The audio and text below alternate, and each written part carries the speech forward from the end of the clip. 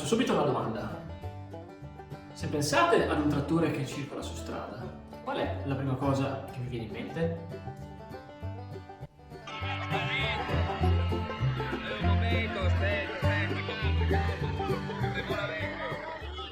Probabilmente molti di voi hanno pensato ad una macchina molto lenta e che di massima non fa altro che intralciare il traffico. Ed è un ragionamento che ci sta, perché i trattori mica sono nati per scorazzare su strada.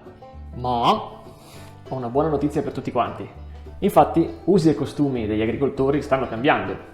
Il trattore in generale non è più esclusivamente una macchina da fatica in campo, come in questo caso, ma è diventato anche una macchina che viene utilizzata spesso e volentieri per fare del gran trasporto su strada. Ecco che quindi la legislazione è un po' andata dietro a questo cambiamento negli usi e costumi e dal 2016, anno di entrata in vigore della Mother Regulation, noi possiamo trovare in commercio trattori con una velocità di progetto che supera ampiamente i famosi e vecchi 40 km/h delle legislazioni precedenti. Ok, ho capito. Ma cosa succede se mi beccano su strada che vado a più di 40 km/h? Se tu sei un trattore Mother Regulation con una velocità di progetto superiore a 40 km/h, quindi che ne so, la tua velocità di progetto è 60 km/h e su una strada italiana ti trovano a 50 km/h, essendo che dal codice della strada il limite massimo a cui tu puoi andare è 40 km/h, tu ti beccherai una multa per eccesso di velocità. Invece, se tu sei un trattore, Mother Regulation o no, con una velocità di progetto uguale o inferiore a 40 km/h e ti beccano su strada a 50 km/h, che so, allora lì va molto peggio, perché significa che qualche smanettone ha messo le mani sul tuo motore per farti andare più forte, quindi ti ha modificato. Questo cosa comporta? Comporta che tu verrai sequestrato e al tuo proprietario verrà tolta la carta di circolazione. Ma che senso ha fare i trattori che vanno a 60 all'ora se poi possiamo circolare solo a 40 km/h? Allora io potrei dire, che senso ha fare una Ferrari che va a una velocità di progetto massima di 300 km/h quando poi nelle autostrade italiane al massimo posso andare a 130 km/h?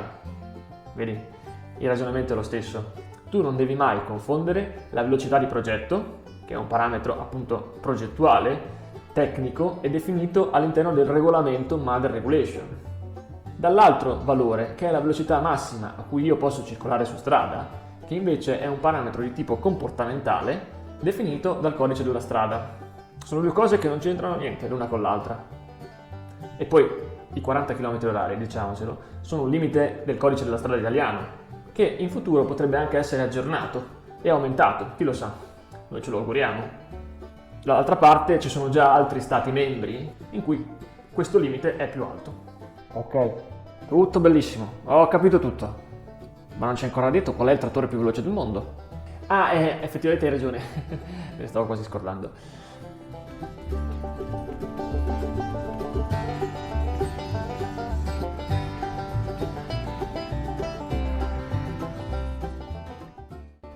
Il trattore più veloce al mondo è il JCB Fastrac 800 che con un motore con 1000 cavalli di potenza e una coppia di 2500 Nm, pensate un po', ha raggiunto a fine 2019 in Inghilterra la velocità di 217 km/h. Una roba incredibile. Chiaramente il trattore in questione è stato pesantemente customizzato e molto probabilmente non lo vedremo mai operare per davvero in agricoltura.